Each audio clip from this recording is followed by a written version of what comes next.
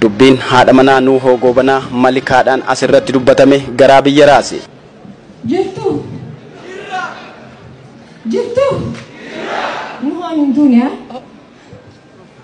Nuuhoon duuniyaa Oromoo meeqaa jira Nuuhoon duuniyaa ni ta'e jedhu ni jira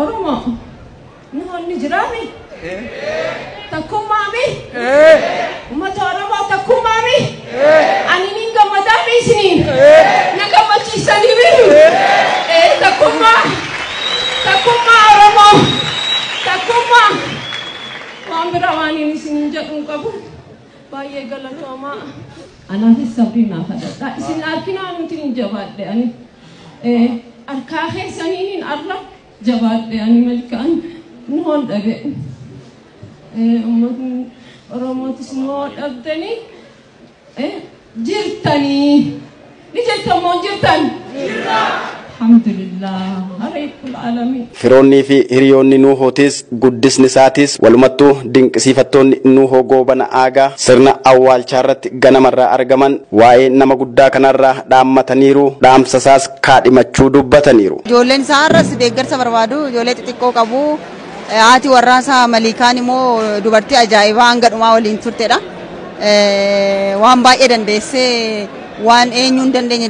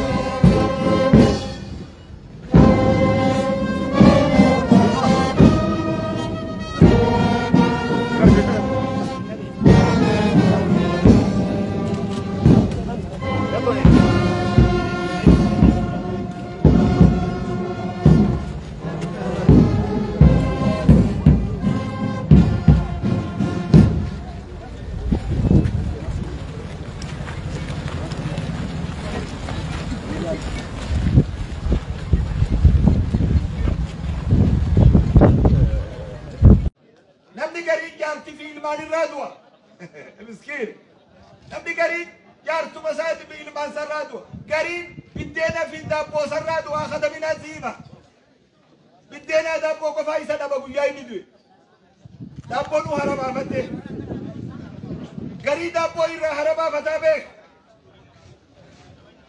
نبي قريب نمو سرادو ويانا را نما أمتاتو دوي ولم بخميه وانقولوا لي والله إذا ملي هانو بدو نبي بكبيروتي ندوا وتاجر الليل الدنجرة أكسلا سيرة أمنتي إسلامت جنازات نجيجي سنجيجودم نوهم كين يقفامي أكلوا كلامي كين يقفامي خوم بدو الدال ولم dhimma kannee fala tokko goonee akka raachiin duune akka harooni goggoy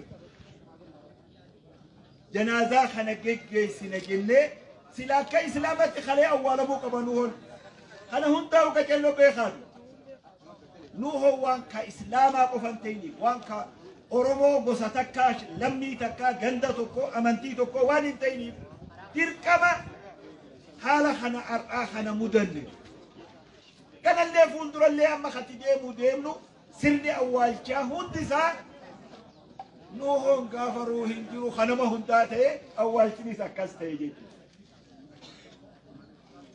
Kanaafuu hawaasa keenya amma guyyaa har'aa ta dhaabbattu maali waan reefu koreen as dhaabbattee nutti himaa jirtu san. Horiin har'a nuuhorraa ol kaa'anii rabbi barakaa isa keessa kaayii dhaginaasi. Horii san keessa barakaan hin jirtu kadhaginaasi. Namni guyyaa tokko bullee ni qaba. Bismillahi maaluma taatan balaa maaltu isinitti bu'eesse maaliin rabbi alama haasamaa qofa isin godhu. Osoo namni kun jiruu isaati nurraa gammadee irra bareedaa ture beeku.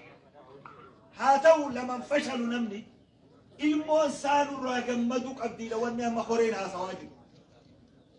Tun immoo dhugaa takka sabaa akka ummata akka amantiitti illee dhugaa takka harkaanu qabdu dhugaadha. Dhugaa irra wal gargaaruu qabdu.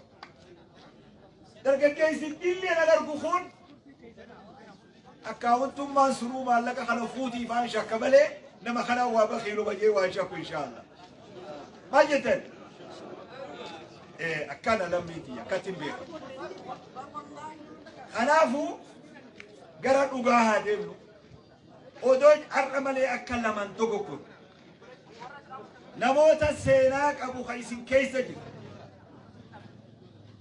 Haalli akkanaa huyyoo isa mudan. Guyyaa har'aa kana booda namni eega du'ee waa'ee isaa haasa'uu keessaa baanee odoo namni jiru waa'ee isaa haasa'u. Odoo namni jiru bira haa dhaabbannu. Kana wanni nurraa eegamu. Nuhoo rabbi rahmata haa godhuuf. Rabbi jannata isaa haa kennu. Namu afaan beekuun namni waa ibsaa ture. Gaafa namni afaan hin qabne afaan ta'e jarru kun.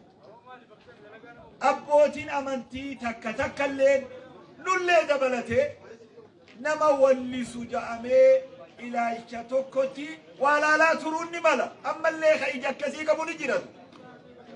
Ammoo yoo ija bal'isanii ilaalan. Namni waan akkatti juu dhabe adeemsa san keessatti jee. Waan nuti afaan itti dhabne afaan itti godhe. Waan nuti akkatti dubbannu dhabne afaan itti dubbatu itti godhe namni. Kanaas deebifnee ufiin hin cinqinuti. Namni erga dabarsaa ture ammoo sheekhas ta'ee shariifas ta'ee nuuhos ta'ee naggaades ta'ee namuu rahmata rabbii isaa eeggata. Rabbi rahmata haa godhuuf. Rabbi rahmat badiisaa rabbi haa dhiisu. Rabbi jannata isaa haa kennu. Kanaafuu hawaasa keenya wal gargaaraa wal bira dhaabbadhaa walii obsaa wal gorfadhaa miilli xiqqaan lafaa ol deemu abbootarraa waan bareedaa dhaaluudhaaf qophaa'aa oduu guddurra hujii xiqqooti jijjiira.